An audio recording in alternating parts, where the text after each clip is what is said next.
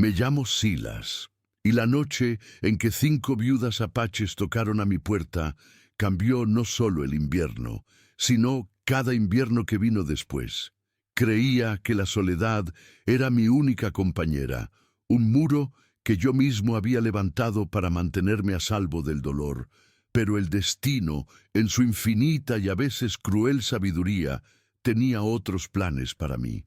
La vida te pone a prueba cuando menos lo esperas, te enfrenta a tus propios fantasmas en el umbral de tu casa y te obliga a elegir qué clase de hombre eres. En realidad, ¿qué habrías hecho tú en mi lugar? Escucha mi historia hasta el final y dime, ¿qué habrías hecho? Y déjame saber desde qué ciudad me escuchas. Necesito saber que no estoy solo en esto. Si quieres oír más historias del viejo oeste como esta, de esas que se cuentan junto al fuego cuando el viento sopla fuerte, suscríbete al canal. La primera ventisca del invierno de 1878 llegó sin avisar. Un manto blanco y furioso que borró el paisaje del territorio de Arizona y lo convirtió en un aullido interminable. Dentro de su cabaña, Silas Blackwood sentía el vibrar de la madera bajo los embates del viento. El fuego en el hogar era su única compañía, una mancha cálida en un mundo helado. Su rifle Winchester, siempre limpio y a punto, descansaba apoyado junto a la chimenea, un recordatorio constante de que la paz en aquellas tierras era tan frágil como el cristal. Fue entonces cuando los oyó. No fue un golpe fuerte, de esos que anuncian problemas con la ley o a un vecino en apuros, sino unos toques firmes, casi vacilantes, que apenas lograron atravesar el rugido de la tormenta. Silas se quedó quieto, tensando el oído. Nadie en su sano juicio estaría ahí fuera. Su mano se deslizó instintivamente hacia la culata fría del rifle mientras se levantaba. Al abrir la puerta, una ráfaga de nieve y aire gélido invadió la estancia, haciendo danzar las llamas y amenazando con apagar la lámpara de aceite. En el umbral, recortadas contra la furia blanca de la noche, había 5 figuras. Eran mujeres apaches, cubiertas por una gruesa capa de nieve que se pegaba a sus mantas y a su pelo oscuro. Sus rostros, endurecidos por el frío y el agotamiento, mostraban una dignidad que parecía inmune a la tormenta. La que estaba al frente, una mujer de mirada directa y pómulos afilados, sostenía en brazos un bulto envuelto en pieles. Un niño pequeño, dormido o inconsciente. No dijo una palabra, no suplicó. Su mirada, fija en los ojos de Silas, era una mezcla de desafío y desesperación, silenciosa, una pregunta que no necesitaba ser formulada. El mundo entero pareció detenerse en ese instante, en el umbral entre el calor de la cabaña y la muerte blanca que esperaba fuera. La primera palabra que cruzó la mente de Silas fue enemigo. Era un pensamiento arraigado, forjado en sus años como soldado de la Unión y alimentado por las historias de sangre y fuego que corrían por la frontera como el propio viento. Su instinto, afilado por la soledad y la desconfianza, le gritaba que cerrara la puerta, que reforzara la tranca y olvidara lo que había visto. Eran un peligro, una complicación que no necesitaba ni quería. Pero entonces sus ojos se posaron en el niño. Vio el pequeño rostro, pálido por el frío, y algo dentro de él se quebró. Un eco de un hombre que creía haber enterrado junto a su esposa Elara resurgió de las profundidades. Recordó el pasaje que ella había subrayado en su vieja Biblia, uno que hablaba de acoger al extranjero, y sintió el peso de esa memoria como una brasa ardiente en el pecho. La mandíbula se le tensó, y la guerra que se libraba en su interior fue tan violenta como la tormenta que azotaba su rancho. Desde su posición, Naya observaba cada músculo del rostro de aquel hombre blanco. Para ella, él y su rifle representaban la misma fuerza que había arrasado su aldea, asesinado a su esposo y la había arrojado a ella y a las otras viudas a la intemperie. El miedo le helaba los huesos más que la propia nieve, pero lo ocultaba tras una máscara de serenidad inquebrantable. No estaba allí para pedir caridad, sino para exigir una oportunidad de supervivencia para su hijo y para las mujeres que dependían de ella. Evaluaba a Silas no como un salvador, sino como el último obstáculo en un camino sembrado de ellos. El silencio se alargó, denso y pesado, roto únicamente por el silbido del viento y el crepitar del fuego a espaldas del ranchero. En ese umbral, dos mundos opuestos, forjados en el dolor y la desconfianza, se enfrentaban en una batalla muda de la que dependían todas sus vidas. Sin darse cuenta, Silas dio un paso atrás, permitiendo que las mujeres entraran. No fue una decisión consciente, sino un reflejo, un movimiento provocado por el recuerdo de otro invierno, uno más amable, lleno de una calidez que iba más allá del fuego. Antes de Arizona, antes del silencio y la barba canosa, existió un joven en Ohio, de manos limpias y sonrisa fácil.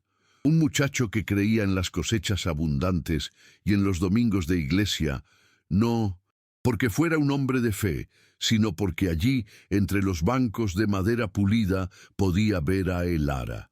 Su mundo entonces era un tapiz de campos verdes y cielos modestos. Una vida sencilla que la guerra se encargaría de hacer pedazos, dejándole solo los jirones de lo que una vez fue. El hombre que era ahora, el que desconfiaba hasta de su propia sombra, había nacido en el fango y la pólvora de batallas que prefería no nombrar. La guerra de secesión le arrancó la juventud de raíz. Lo despojó de su fe en la bondad humana y la reemplazó con un pragmatismo frío y afilado como una bayoneta. Vio a hombres buenos cometer actos terribles y a hombres terribles morir como héroes.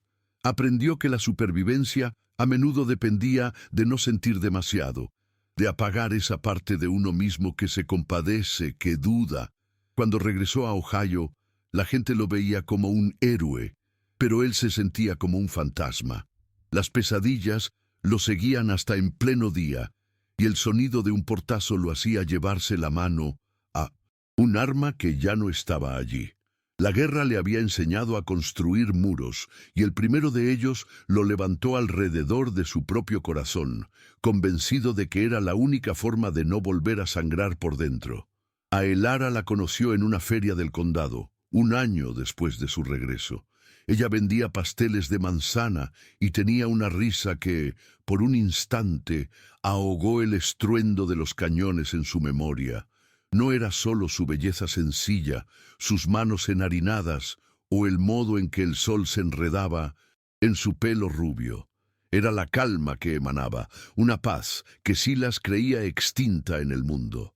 Se acercó a su puesto con la torpeza de un hombre que había olvidado cómo hablar de cosas que no fueran la vida o la muerte. Le compró un pastel y durante semanas esa fue su excusa para volver a verla. Ella no le preguntó por la guerra. En su lugar, le hablaba de las estrellas, de las semillas que plantaba en su jardín y de los libros que leía. Le ofreció un silencio lleno de comprensión, no de vacío. Fue ella quien le habló de Arizona, de una tierra nueva, donde las cicatrices del pasado podían sanar bajo un sol más honesto. Le leyó cartas de su primo, que describía un lugar de cielos vastos y oportunidades para quien estuviera dispuesto a trabajar duro. Para Silas sonaba como una redención, una oportunidad de empezar de cero, lejos de los fantasmas de Ohio.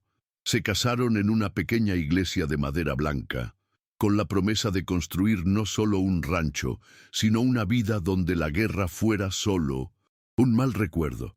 El viaje hacia el oeste fue duro, una prueba constante de su resistencia, pero cada noche, al verla dormir a su lado bajo un manto de estrellas, Silas sentía que, por primera vez desde que se puso el uniforme, estaba marchando en la dirección correcta, hacia un futuro que valía la pena construir. Construyeron la cabaña con sus propias manos, en un pequeño valle protegido del viento. Cada tronco que él cortaba y arrastraba, ella lo ayudaba a colocar. Sus risas se mezclaban con el sonido del hacha y el martillo. Era un trabajo agotador que los dejaba exhaustos al final del día, pero se sentaban juntos en el porche improvisado, viendo cómo el sol teñía de rojo las rocas y sentían que estaban creando su propio rincón en el mundo. Para Silas, cada clavo que hundía en la madera era un acto de fe, una forma de anclarse a una nueva realidad. El ara plantó flores silvestres junto a la entrada y colgó cortinas de tela barata en las ventanas, convirtiendo aquel refugio rústico en un hogar. Era un lugar nacido del amor y del esfuerzo, un testimonio tangible de su promesa compartida. Por las noches, a la luz de una lámpara de aceite, el ara leía su gastada Biblia. Silas, que había perdido cualquier atisbo de fe en los campos de batalla, la observaba en silencio. No entendía sus creencias, pero admiraba la serenidad que le proporcionaban. Una noche, ella subrayó un pasaje con un trozo de carbón. Él se acercó y leyó las palabras. No os olvidéis de la hospitalidad, porque por ella algunos, sin saberlo, hospedaron ángeles. Ella le sonrió y le dijo que no se trataba de ángeles ni de Dios, sino de reconocer la humanidad en el rostro del extraño, de ofrecer calor a quien lo necesita. Silas no dijo nada, pero esas palabras se quedaron grabadas en su mente, un eco de la bondad de su esposa que resonaría años después en el umbral de su puerta, en la noche más oscura del invierno. Los 2 años que pasaron juntos en aquel rancho fueron un susurro de paz en la ruidosa vida de 1900. Silas se acostumbró al olor del pan recién hecho que impregnaba la cabaña por las mañanas, al tacto suave de su mano buscando la suya mientras caminaban por el arroyo, al sonido de su voz canturreando mientras remendaba su ropa de trabajo. Ella llenó el silencio de su vida con una calidez que él no sabía que necesitaba. Le enseñó a nombrar las constelaciones y las plantas del desierto. Juntos vieron nacer potros y celebraron las escasas lluvias como si fueran un milagro. Por primera vez, Silas se permitió bajar la guardia, desmantelar ladrillo a ladrillo el muro que había construido alrededor de su corazón. Con el ara, no era un soldado ni un veterano atormentado. Era simplemente un hombre que había encontrado su hogar. Las fiebres llegaron como un ladrón en la noche, sin previo aviso. Empezaron con un simple escalofrío y en pocos días se convirtieron en un fuego que la consumía desde dentro. Silas hizo todo lo que pudo. Cabalgó hasta Prescott en busca del médico, quien solo pudo ofrecerle quinina y pocas esperanzas. La cuidó día y noche, poniéndole paños fríos en la frente, susurrándole historias de su futuro juntos, rogándole a un Dios en el que no creía que se la devolviera. Vio con impotencia cómo la luz de sus ojos se iba apagando, cómo su respiración se volvía cada vez más superficial. La mujer que había sido su ancla, su brújula, se desvanecía entre sus brazos, y él, que había sobrevivido a la guerra, no podía hacer nada para detenerlo. La sostuvo en sus brazos, hasta que su último aliento se convirtió en un silencio eterno que llenó la cabaña por completo. La enterró en la colina que dominaba el valle, bajo un pino solitario, el lugar donde solían sentarse a ver el atardecer. Cavó la tumba él mismo, con las manos desnudas cuando la pala se le hizo demasiado pesada, sintiendo cada terrón de tierra como un golpe en el pecho. No hubo ceremonia ni palabras, solo el sonido del viento y el esfuerzo de sus músculos. Cuando terminó, se quedó allí de pie, un hombre vaciado, mirando la tierra removida que ahora guardaba todo su mundo. Esa noche, el silencio en la cabaña ya no era pacífico, sino un grito ensordecedor. El ara se había llevado con ella todos los colores, todos los sonidos, dejando a Silas en un mundo gris y mudo. El muro que había empezado a derribar lo reconstruyó esa misma noche, más alto y más grueso que nunca. Después de el ara, Silas se convirtió en una sombra. Su vida se redujo a una rutina implacable de trabajo. Desde el alba hasta el anochecer, cuidaba del ganado, reparaba las cercas, cortaba leña. El esfuerzo físico era su único consuelo, una forma de agotar su cuerpo para que su mente no tuviera fuerzas para recordar. Sus viajes al pueblo se volvieron infrecuentes y puramente funcionales. Comprar suministros, vender algún animal y volver a su aislamiento. Dejó de hablar si no era estrictamente necesario. Los vecinos de los ranchos más cercanos, que al principio intentaron ofrecerle consuelo, terminaron por dejarlo. En paz, aceptando su luto como una condición permanente, se ganó la reputación de ser un hombre huraño y solitario, y a él no le importó. La soledad era una armadura, y no tenía intención de quitársela. Los años pasaron con la lentitud de las estaciones, cada uno una repetición del anterior. El polvo se acumuló sobre las cosas de El Ara, que Silas no tuvo el valor de guardar ni de tirar. Su mecedora seguía junto al fuego, vacía. Su libro de recetas aún estaba sobre la repisa, abierto por la página del pastel de manzana. La cabaña, que una vez fue un hogar lleno de vida, se convirtió en un mausoleo silencioso. Silas envejeció prematuramente. Le salieron canas en la barba y se le marcaron arrugas profundas alrededor de los ojos, no por la edad, sino por el peso de lo que no decía. A veces, en la quietud de la noche, creía oír su risa llevada por el viento, y el dolor se le clavaba en el pecho con la misma intensidad del primer día. El tiempo no curaba, solo enterraba la herida bajo capas de silencio. Cada primavera, sin falta, cuidaba el pequeño jardín de flores silvestres que ella había plantado junto a la cabaña. Arrancaba las malas hierbas y se aseguraba de que tuvieran suficiente agua, una tarea inútil en aquella tierra seca. Los otros rancheros se habrían reído de un hombre rudo perdiendo el tiempo con unas simples flores, pero para Silas era un ritual sagrado. Era su única conversación con ella, un acto silencioso de devoción. Mientras sus manos callosas trabajaban, la tierra recordaba las de ella, más pequeñas y suaves, haciendo lo mismo.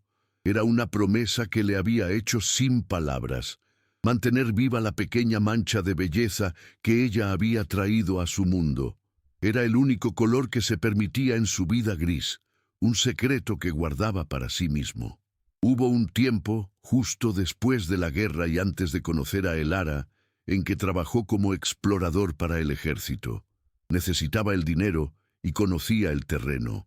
Su trabajo era simple: cartografiar rutas, localizar fuentes de agua y señalar la ubicación de campamentos estacionales apaches.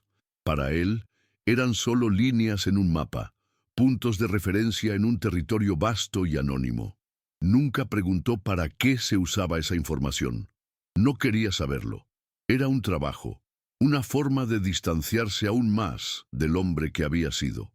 Lo hizo durante menos de un año, y luego intentó olvidar esa etapa, enterrándola junto con el resto de su pasado militar. No podía saber que uno de esos mapas, una simple marca de lápiz sobre un papel, había puesto en marcha una tragedia que años más tarde llamaría a su puerta en medio de una ventisca. Ahora, con esas 5 mujeres en el calor precario de su cabaña, el pasado se negaba a permanecer enterrado. En el rostro exhausto de Naya vio la misma determinación por sobrevivir que había admirado en El Ara. En el niño dormido vio una vulnerabilidad que le recordaba la fragilidad de la vida que había perdido. Y en su propia vacilación, en la guerra que se libraba en su interior, escuchó el eco de las palabras de su esposa sobre acoger al extraño. Cerrarles la puerta no era solo un acto de autoconservación. Se sentía como una traición a su memoria, como apagar la última vela que ella había encendido en su alma. El dilema no era si podía confiar en ellas, sino si aún podía confiar en sí mismo. en el hombre que Elara había creído ver bajo el uniforme de soldado. Se miró las manos, grandes y callosas por el trabajo. Eran las mismas manos que habían sostenido a Elara durante sus últimos momentos, las mismas que habían cavado su tumba en la tierra helada. Habían construido una vida y luego la habían enterrado. Durante años solo habían servido para trabajar, para mantener a raya los recuerdos. Ahora, por primera vez, se enfrentaban a una nueva elección. Podían empujar una puerta para cerrarla, reforzando los muros de su soledad, o podían ofrecer una taza de café caliente, un trozo de pan, un refugio contra la tormenta. En ese simple gesto residía el peso de toda su vida, la respuesta a una pregunta que no se había atrevido a formularse.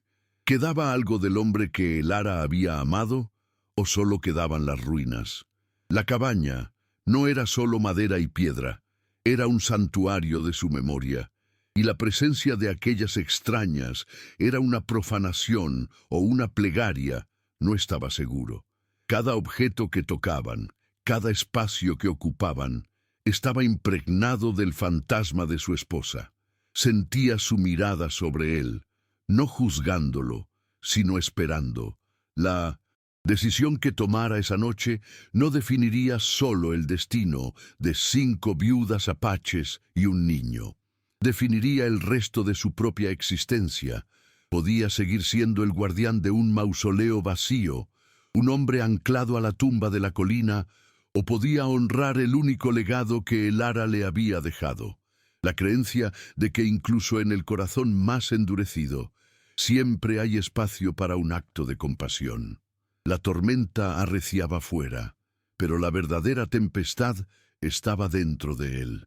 El deshielo llegó tan despacio como se había ido la tormenta, y con él una tensión distinta, más silenciosa, pero igual de implacable. La emergencia había pasado, sustituida por la incómoda realidad de una convivencia forzada. Las mañanas comenzaban con el crujido de la madera bajo los pies de Silas en la cabaña y el murmullo de las mujeres en el establo. 2 mundos que compartían el mismo aire frío, pero que se mantenían rígidamente separados. No había conversaciones, solo el lenguaje de las miradas de reojo y los movimientos medidos. Era un silencio denso, cargado de preguntas no formuladas y respuestas temidas. Uno aprende a leer el silencio en estas tierras, y aquel silencio hablaba de un frágil equilibrio que cualquier palabra mal dicha o gesto malinterpretado podía hacer añicos. La supervivencia había dado paso a la sospecha, y el invierno exterior se había trasladado al interior de sus almas. La comunicación se tejió con hilos de necesidad y orgullo. Silas dejaba un saco de harina o un trozo de carne curada en la entrada del establo al amanecer, sin esperar un agradecimiento, y luego se retiraba a sus quehaceres. A la mañana siguiente encontraba un par de sus guantes de trabajo, descosidos por el uso, con las costuras reparadas, con una habilidad que sus propias manos torpes nunca podrían igualar, o una pequeña bolsa de tela con hierbas secas de olor penetrante dejada sobre un poste de la cerca, una cura silenciosa para la tos que lo atormentaba en las noches frías. Naya y las otras mujeres no aceptaban la caridad, respondían con trabajo, con la dignidad de quienes saben que su valía no reside en lo que reciben, sino en lo que pueden ofrecer. Eran intercambios mudos, pequeños puentes construidos sobre un abismo de desconfianza, frágiles y a punto de romperse. Pero los fantasmas no tardaron en reclamar su territorio. Una tarde, mientras el sol moribundo teñía la nieve de naranja, Silas vio la silueta de Naya a través de la ventana, recogiendo leña con una determinación tranquila. Por un instante, la luz la envolvió de una forma que le recordó dolorosamente a Elara. El mismo gesto al agacharse, la misma fortaleza silenciosa. Un dolor agudo, familiar, se le clavó en el pecho, y con él, una sensación de traición. Se apartó bruscamente de la ventana, como si el simple hecho de mirar fuera una ofensa a la memoria de su esposa. A partir de ese día, sus miradas se volvieron más esquivas, sus movimientos más calculados para evitar cualquier proximidad. Estaba reconstruyendo el muro alrededor de su corazón, y esta vez lo hacía para mantener fuera no solo el dolor del pasado, sino también la posibilidad de un futuro. Naya, por su parte, observaba a Silas con una mezcla de recelo y una creciente, aunque reacia, curiosidad. Veía la eficiencia en sus movimientos, la forma en que cuidaba de sus animales con una rudeza tierna, la honestidad en el cansancio que marcaba su rostro al final del día. Había una nobleza en su soledad que la desconcertaba, pero luego veía el rifle Winchester siempre a su alcance y recordaba el brillo del metal bajo el sol, el sonido seco de los disparos, el silencio que vino después. Cada hombre blanco era una encarnación de esa memoria, un posible portador de la misma violencia que le había arrebatado todo. Enseñó a su hijo Taza a no acercarse al ranchero, a mantener la distancia. El miedo era un escudo y no estaba dispuesta a bajarlo, ni siquiera por la promesa de un invierno más cálido.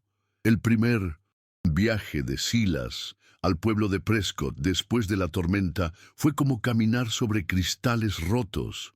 Las noticias, como el agua, siempre encuentran un camino, y la presencia de indios en su rancho ya era el murmullo que corría por el salón y la tienda de ultramarinos.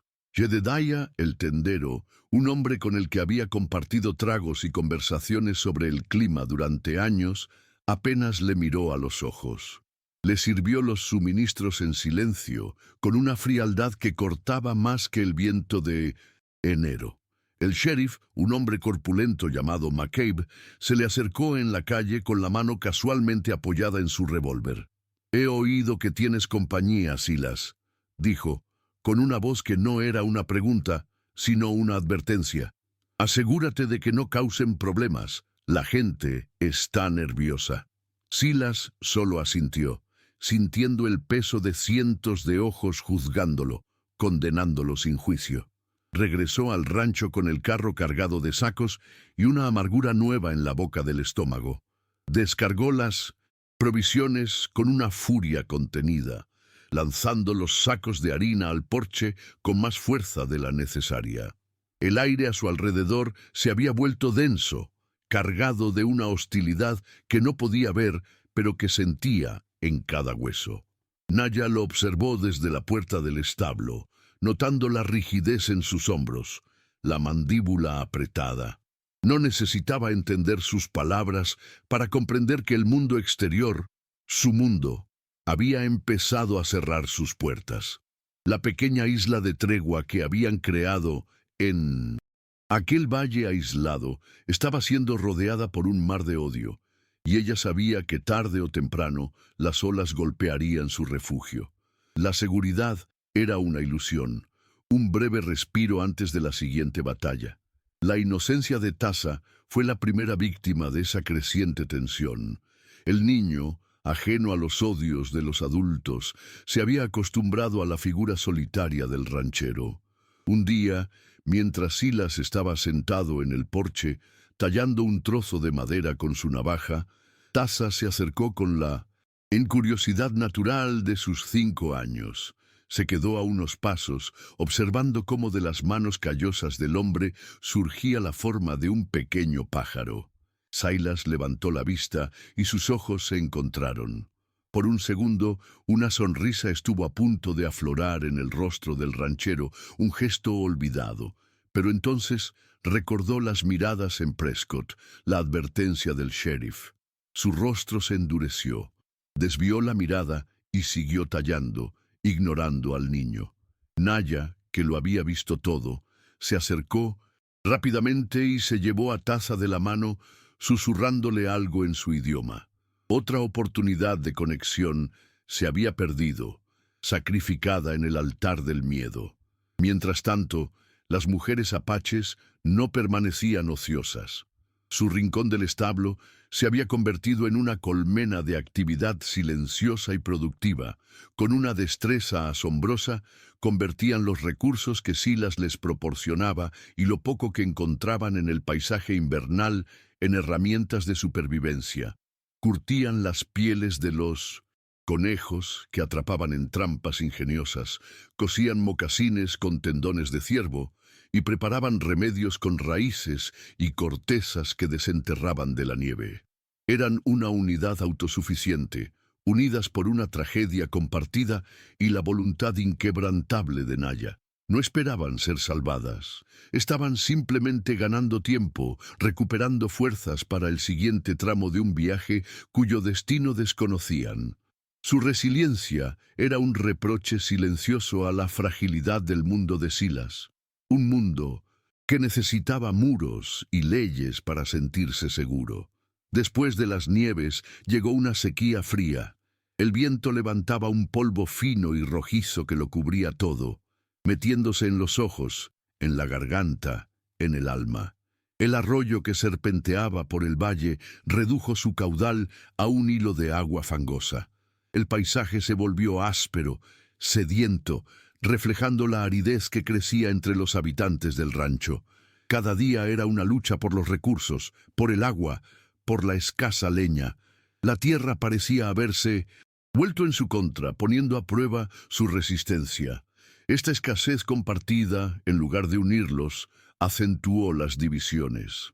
Cada cubo de agua, cada trozo de pan, se convirtió en un recordatorio de su precaria existencia y de la dependencia mutua que ambos, Silas y Naya, resentían y necesitaban a partes iguales.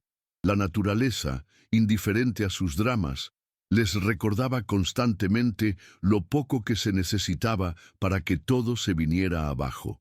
Un día, un jinete se detuvo en la linde de la propiedad de Silas.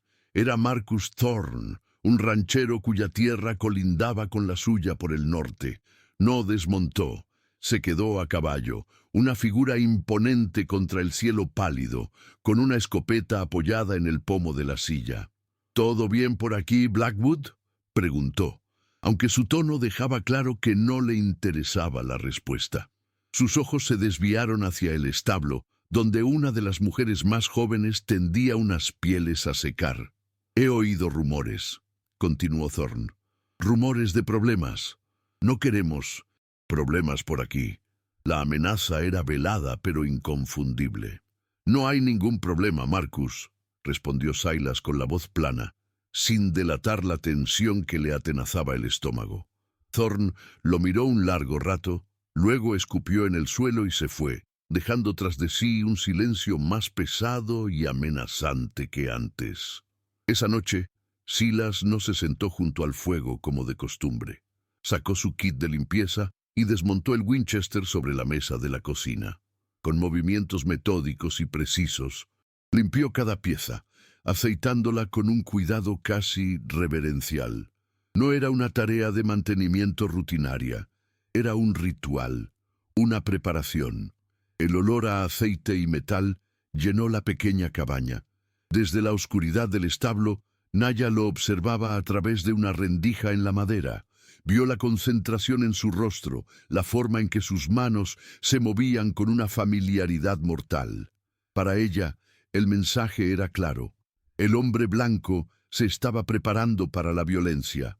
No sabía si era para defenderlas o para deshacerse de ellas, y esa incertidumbre era un veneno que se extendía lentamente por sus venas, recordándole que nunca, jamás, debía bajar la guardia. La tensión se rompió de la forma más inesperada. Una noche, un aullido largo y cercano rasgó el silencio. No era un coyote solitario, sino el coro hambriento de una manada de lobos, atraídos por el olor del ganado. Dentro del establo, Tasa comenzó a llorar, un sonido agudo de puro terror. Sin pensarlo dos veces, Silas cogió su rifle y salió al frío cortante. No se adentró en la oscuridad, sino que se plantó en el espacio abierto entre la cabaña y el establo, una silueta solitaria bajo la luz pálida de la luna. Un momento después, la puerta del establo se abrió y Naya salió. No llevaba armas, solo su propia presencia desafiante. Se detuvo a unos metros de él, mirando en la misma dirección, hacia las colinas de donde provenían los aullidos. No intercambiaron una palabra, pero por primera vez estaban del mismo lado, enfrentando juntos a una amenaza común que no entendía de razas ni de odios. Cuando el amanecer ahuyentó a los lobos y el peligro pasó, la frágil alianza nocturna se disolvió con la misma rapidez con la que se había formado. El sol reveló de nuevo la distancia que los separaba, el abismo de sus pasados. El silencio que cayó entre ellos esa mañana era diferente, más pesado. Estaba cargado con el recuerdo de esa vulnerabilidad compartida, de ese instante en que habían sido simplemente dos personas protegiendo lo poco que tenían. Y eso era más peligroso que cualquier desconfianza. Admitir una necesidad mutua era un paso que ninguno de los dos estaba dispuesto a dar. Así que volvieron a sus rutinas, a sus miradas evasivas, construyendo de nuevo sus defensas. Pero ahora sabían que había una grieta en el muro. Ambos habían sentido la conexión, y ambos le temían profundamente. El conflicto interno de Silas se agudizó hasta convertirse en un tormento constante. Se descubría observando a Naya, más a menudo de lo que le gustaría admitir. Admiraba su fuerza, la forma en que lideraba a las otras mujeres con una mezcla de firmeza y compasión, la ternura con la que miraba a su hijo. Había en ella una vitalidad, una conexión con la tierra que él había perdido, o quizás nunca había tenido. Sentía una atracción, un anhelo de calor humano que no había experimentado desde el Ara, y eso lo aterrorizaba. Se castigaba por ello trabajando hasta la extenuación, cortando leña con una violencia que iba dirigida más contra sí mismo que contra la madera, intentando acallar con el sudor y el dolor de sus músculos la voz en su interior que susurraba que ya no quería estar solo. Naya también libraba su propia batalla. A pesar de su determinación por odiarlo, por ver en él solo a un enemigo, pequeños gestos de Silas se colaban por las rendijas de su armadura. Un día encontró en el poste de la cerca, donde solía sentarse Taza, el pajarito de madera que lo había visto tallar. No había dicho nada, simplemente lo había dejado allí. Un regalo anónimo. Vio cómo remendaba el techo del establo para que no entraran las corrientes de aire, un trabajo que no tenía por qué hacer. Veía la bondad en él, una bondad cansada y herida, pero innegable, y eso la confundía. Confiar en esa bondad se sentía como una traición a su esposo, a su gente, a todo su dolor. Cada noche sostenía la bolsa de cuero con la tierra de su hogar y se recordaba a sí misma quién era él y de dónde venía ella. La hostilidad del pueblo, que había comenzado como un murmullo, se convirtió en un acto de agresión pasiva. En su siguiente viaje a Prescott, Jedediah, el tendero, se negó a venderle más que un saco de harina y un poco de sal. «Lo siento, Silas», dijo, sin parecerlo en absoluto. «Las existencias están bajas. Tengo que pensar en las familias de aquí». Era una mentira, y ambos lo sabían. Las estanterías estaban llenas.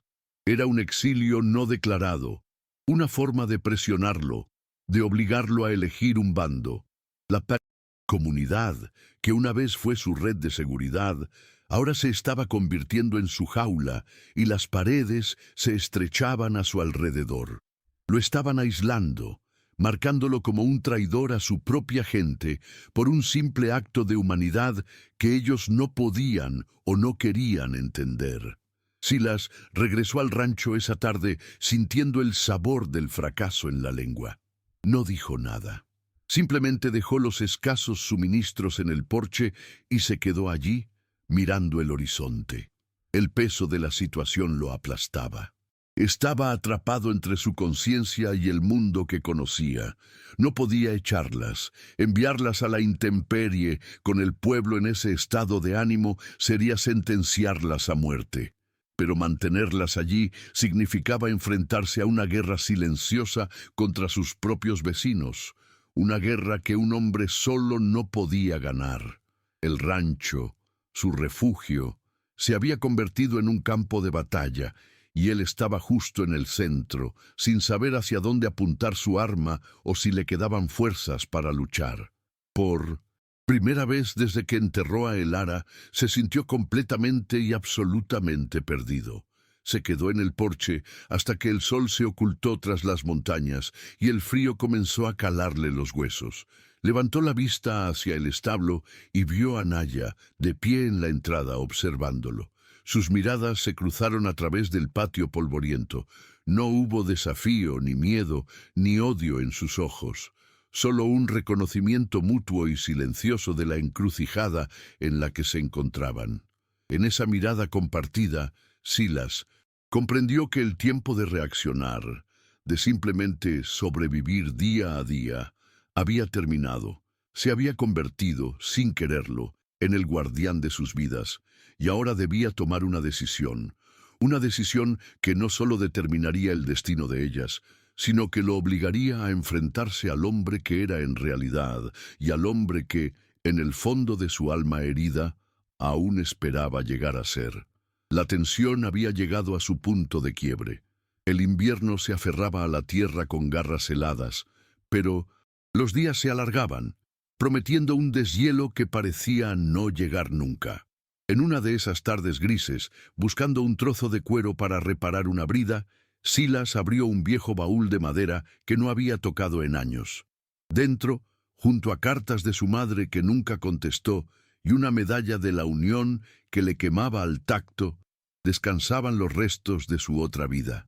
El olor a cuero viejo y a pólvora dormida llenó la cabaña, un aroma que lo transportó a un tiempo de barro y sangre que había luchado por enterrar bajo la rutina del rancho. No buscaba recuerdos, solo un remiendo, pero el pasado, como el polvo de Arizona, tiene la costumbre de meterse por todas las rendijas, sin importar lo bien que creas haber sellado la puerta. Entre los objetos, su mano rozó algo frío y pesado. Era la hebilla de su antiguo cinturón del ejército. La sacó y la sostuvo en la palma de su mano, el latón deslucido con el águila en relieve apenas visible bajo la pátina del tiempo. No sentía orgullo al verla, sino una extraña distancia, como si perteneciera a otro hombre. Para él era solo un trozo de metal, un vestigio de la disciplina y el orden que le habían ayudado a sobrevivir al caos de la guerra. Un recordatorio de que una vez siguió órdenes sin cuestionarlas, de que su mundo se redujo a avanzar o retroceder, a disparar o que le dispararan. La guardaba no como un trofeo, sino como la lápida de un hombre que ya no existía, o eso quería creer. La dejó sobre la mesa y volvió a buscar en el baúl, sin darle mayor importancia. Desde la puerta entreabierta del establo, una de las viudas más ancianas, una mujer llamada Ishani, cuyos ojos habían visto más inviernos que los pinos del valle, lo observaba. No por desconfianza, sino con la quieta curiosidad de quien ha aprendido a leer el mundo en los pequeños gestos. Buscaba unas hierbas que crecían cerca de la cabaña cuando su mirada se detuvo en el objeto brillante sobre la mesa de Silas. Se quedó inmóvil. Su respiración se detuvo por un instante y sus dedos, arrugados y finos como ramas secas, se crisparon. El mundo a su alrededor se desvaneció y en su mente el sol pálido del invierno fue reemplazado por el sol abrasador de un verano teñido de rojo. Vio el mismo brillo, el mismo pájaro de metal en los cinturones de los hombres que llegaron a su campamento con rifles y fuego. El recuerdo la golpeó con la fuerza de un golpe físico. No era una hebilla cualquiera, era un símbolo, la marca de la unidad que había descendido sobre su gente como una plaga. Recordó los gritos, el olor a quemado, el silencio antinatural que vino después. Se retiró lentamente, sin hacer ruido, sus mocasines apenas susurrando sobre la tierra helada. Cada paso era pesado, cargado con el peso de una certeza terrible. El hombre que les había dado refugio, el hombre cuya tos la mantenía despierta por las noches, llevaba en su pasado la misma marca que los asesinos de su familia. El destino, en su crueldad infinita, había tejido sus caminos de la forma más retorcida e impensable, convirtiendo a su salvador en un fantasma de su mayor tragedia. Encontró a Naya dentro del establo, remendando una de las mantas de taza. Las otras mujeres trabajaban en silencio a su alrededor, pero Ishani se acercó a ella y le habló en voz baja, en la lengua gutural y suave de los chiricahuas. No hubo gestos grandilocuentes, solo un murmullo urgente. Describió la hebilla con una precisión devastadora. El águila con las alas extendidas, las flechas en una garra y la rama de olivo en la otra. Naya dejó de coser, la aguja se quedó suspendida en el aire, escuchó las palabras de la anciana y sintió como un frío más profundo que el del invierno le recorría la espalda y se instalaba en su corazón. Levantó la vista hacia la cabaña y la luz cálida que salía de la ventana, de repente le pareció la de una hoguera a punto de consumirlo todo. La revelación no provocó rabia, sino un vacío desolador. El frágil andamiaje de confianza que había empezado a construir, hecho de gestos silenciosos y necesidades compartidas, se derrumbó en un instante. Cada acto de bondad de Silas se tiñó de una ironía monstruosa. El pan que compartía, el techo que les ofrecía, la leña que cortaba para ellas, todo parecía ahora una forma de penitencia inconsciente. ¿Era posible que el mismo destino que le había arrebatado a su esposo la hubiera guiado hasta el hombre que, de alguna manera, había señalado el camino a sus verdugos? Apretó con fuerza la pequeña bolsa de cuero que siempre llevaba consigo, la tierra de su hogar, y el polvo familiar pareció quemarle la piel. El mundo había perdido su sentido. Decidió enfrentarlo, no por venganza, sino por la necesidad de mirar a la verdad a los ojos, por muy terrible que fuera. Cruzó el patio con una calma que desmentía la tormenta que se desataba en su interior. Sus pasos no hacían ruido sobre la tierra compacta. Silas seguía de espaldas, guardando las cosas en el baúl, ajeno a la sentencia que caminaba hacia él. Naya se detuvo en el umbral de la puerta abierta. El aire de la cabaña, cargado del olor a pino quemado y café, se le antojó sofocante. Esperó a que él se diera la vuelta, a que sintiera su presencia. Cuando sus miradas se encontraron, ella no vio a un enemigo, sino a un hombre tan perdido y marcado por el pasado como ella misma, y eso hizo que lo que venía a continuación fuera aún más difícil. No gritó, no lo acusó. Su voz, cuando habló, fue apenas un susurro quebrado, en el inglés que había aprendido a retazos. Señaló la hebilla que aún estaba sobre la mesa. «Hombres, con ese pájaro», comenzó buscando las palabras. «Vinieron a nuestro hogar, en el verano, cerca del río de las Rocas Rojas». No era una pregunta, era una declaración, un mapa de su dolor que desplegaba ante él. Lo miró fijamente y en sus ojos no había odio, sino una pregunta silenciosa y devastadora que lo abarcaba todo. ¿Estabas allí? En esa pregunta no solo estaba su marido, su gente y su vida rota, sino también el pajarito de madera, los guantes cosidos y cada gesto que había pasado entre ellos. A Silas, las palabras le cayeron encima como toneladas de tierra. Al principio, la confusión nubló su rostro. ¿De qué hablaba? Pero entonces su mente conectó los puntos con una velocidad aterradora. El río de las Rocas Rojas, el verano, la descripción de la unidad. Recordó el mapa que dibujó, la última misión antes de dejar el ejército para siempre. un simple trabajo de reconocimiento. Había marcado un campamento estacional, un lugar de paso, sin saber o sin querer saber para qué se usaría esa información. El color desapareció de su rostro. El aire se le escapó de los pulmones. Miró la hebilla, luego a Naya, y en sus ojos vio el reflejo de los fuegos que él, sin saberlo, había ayudado a encender. El horror de la comprensión fue absoluto, un abismo que se abría bajo sus pies. No necesitó decir una palabra. Su rostro fue su confesión, la expresión de un hombre que acaba de ser testigo de su propia condena. La fuerza pareció abandonarlo y tuvo que apoyarse en la mesa para no caer. Se miró las mismas manos que habían dibujado esas líneas en un mapa, y las vio manchadas de una sangre que nunca había visto derramar. El muro que había construido para mantener fuera el dolor del mundo se vino abajo, revelando que el verdadero monstruo siempre había estado dentro. No era solo un hombre que había perdido a su esposa, era parte de la misma máquina de muerte y desolación que había creado a 5 viudas. La compasión que había mostrado no era virtud, era una deuda de sangre que ni siquiera sabía que tenía. Naya vio la verdad en el colapso de su rostro, en el terror puro de sus ojos. No sintió ninguna victoria, solo una profunda y amarga tristeza. El hombre que tenía delante no era un asesino despiadado, sino un peón más en un juego cruel, tan víctima de su pasado como ella. Pero esa comprensión no aliviaba el dolor. El abismo entre ellos era ahora insalvable, lleno de los fantasmas de sus muertos.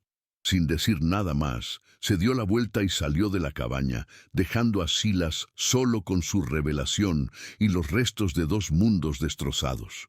El silencio que quedó tras ella era más pesado y definitivo que cualquier muro de piedra. La frágil tregua había terminado. La noticia se extendió por el establo como un veneno silencioso. Las 2 viudas más jóvenes reaccionaron con miedo y rabia. Querían marcharse de inmediato, preferían enfrentarse a la nieve y al hambre antes que permanecer un minuto más bajo el techo de un hombre conectado a su desgracia. Su dolor era demasiado reciente, su herida demasiado abierta, pero Ishani, la anciana, les habló con la calma de la experiencia. Les habló de los hilos del destino, de cómo a veces se enredan de formas que no podemos comprender, y de que huir ahora, en pleno invierno y con el pueblo hostil, era una sentencia de muerte segura. Por primera vez desde que huyeron juntas, la unidad del pequeño grupo se resquebrajó, divididas entre el instinto de supervivencia y el peso insoportable del pasado. Para Silas, la cabaña se convirtió en una celda de tortura. Cada objeto le recordaba su fracaso. La mecedora vacía de el ara, su Biblia sobre la repisa, la hebilla sobre la mesa. Todo hablaba de pérdidas, las que había sufrido y las que había causado. Se sentía atrapado en un ciclo de destrucción del que no podía escapar. La soledad que antes era su refugio, ahora era su castigo, un eco de las vidas que había ayudado a vaciar. Se sirvió un vaso de whisky, pero el alcohol no le trajo consuelo, solo avivó las llamas de su culpa. Se vio a sí mismo no como el ranchero solitario, sino como una pieza más de la brutalidad de la frontera, un hombre cuya ignorancia había servido de arma para otros. A la mañana siguiente, el aire en el rancho era tan tenso que parecía a punto de quebrarse. Nadie hablaba, nadie se miraba. Taza, en su inocencia, ajeno a la catástrofe emocional que había ocurrido, salió del establo y caminó hacia el porche, sosteniendo el pajarito de madera que Silas le había tallado. Vio al ranchero sentado en los escalones, con la cabeza entre las manos, y se acercó. Silas levantó la vista y vio al niño, el hijo del hombre cuyo campamento había marcado en un mapa. El rostro del niño era un espejo de su culpa. No pudo soportar su mirada. Se levantó bruscamente y entró en la cabaña. cerrando la puerta. El sonido del cerrojo al correrse fue el sonido de la última conexión rompiéndose. Esa noche, Silas no durmió. Se sentó en la oscuridad, con el Winchester frío sobre sus rodillas, y dejó que la culpa lo consumiera. Lo recorrió todo, desde los campos de batalla de la guerra hasta la tumba solitaria en la colina. Se dio cuenta de que toda su vida después de la guerra había sido una reacción, una huida del pasado, una reacción a la pérdida, una reacción a la llegada de las mujeres. Había vivido a la defensiva, protegiendo sus propias heridas, pero esa noche algo cambió. La culpa, al tocar fondo, se transformó en algo más duro, más pesado, la responsabilidad. No podía cambiar lo que había hecho. No podía pedir un perdón que no merecía, pero podía decidir qué clase de hombre sería a partir de ese momento. Dejaría de reaccionar y por primera vez actuaría. Al amanecer, salió de la cabaña. Su rostro estaba demacrado, pero sus ojos tenían una nueva y sombría determinación. Naya y las otras lo vieron desde el establo, esperando que les dijera que se fueran. Pero él no se dirigió a ellas. Cogió su hacha y una pala del cobertizo y caminó hacia una pequeña parcela de tierra llana. A unos 50 metros del establo, sin una palabra, empezó a arrancar los arbustos secos y a limpiar el terreno helado. Luego, con el hacha, comenzó a marcar los árboles más rectos de un pinar cercano. No estaba destruyendo nada, estaba empezando a construir. No era una disculpa ni una petición. Era un acto, un testamento silencioso de que, aunque su pasado los había unido en la tragedia, usaría su presente para construirles un futuro, asumiendo su deuda de la única manera que sabía, con el trabajo de sus propias manos. El sonido del hacha de Silas se convirtió en la banda sonora de aquel final de invierno, un ritmo constante y agotador que medía los días. Cada golpe contra la madera de los pinos era una sílaba en una confesión que no sabía pronunciar con palabras. No trabajaba con la eficiencia de un ranchero, sino con la furia controlada de un penitente.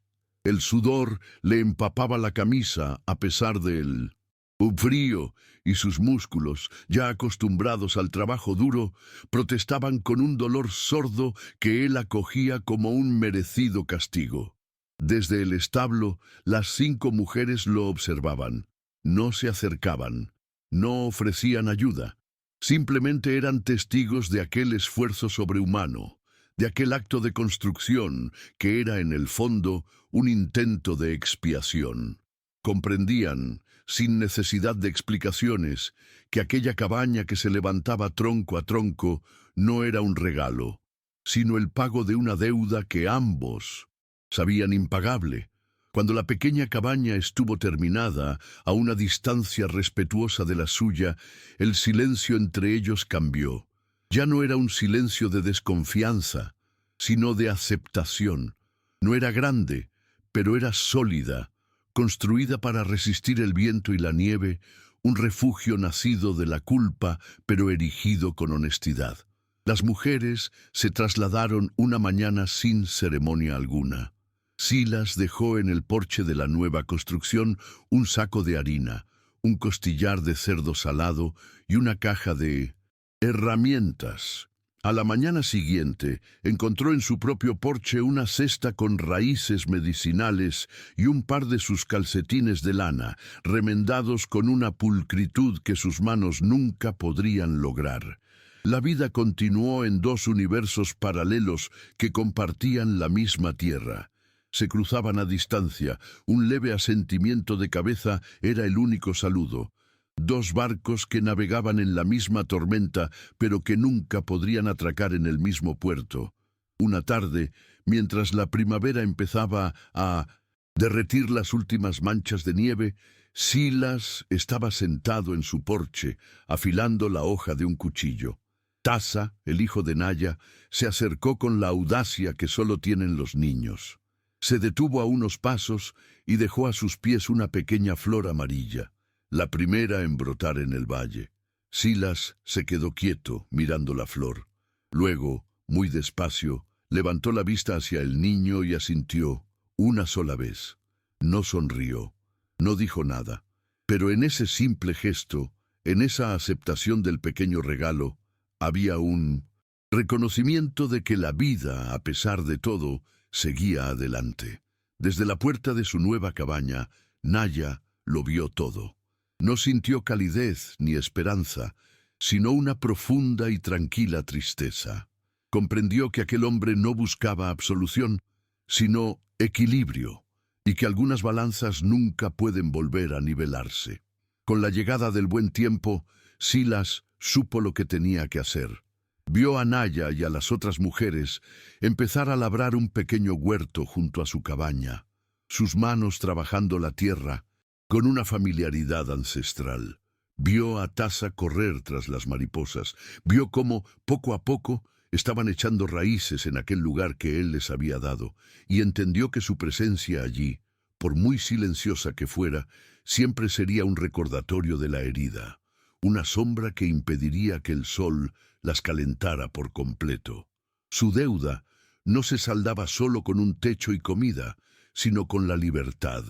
La verdadera libertad para ellas significaba un futuro sin él. La decisión maduró en su interior, no como una rendición, sino como el último y más honesto acto de justicia que podía ofrecerles. Una mañana, antes de que el sol se asomara por las montañas, Silas ensilló su caballo. Dejó la cabaña limpia y ordenada, el fuego apagado. Sobre la mesa de pino, donde una vez estuvo la hebilla de la traición, ahora reposaba un papel, la escritura de la propiedad, transferida legalmente a nombre de Naya. Lo había arreglado en su último y silencioso viaje a Prescott. No dejó ninguna nota. No miró atrás. Cabalgó hacia el este, hacia el sol naciente, alejándose del único hogar que había conocido, de la tumba de su esposa y de las vidas que había salvado y destrozado. No era un final feliz en el sentido en que la gente lo cuenta en las historias. No hubo amor, ni perdón, ni un futuro compartido. Fue algo mucho más raro y a su manera más verdadero. Un final justo. Un hombre pagó su deuda con lo único que le quedaba, su vida entera, y en ese acto de renuncia encontró una extraña y solitaria forma de paz.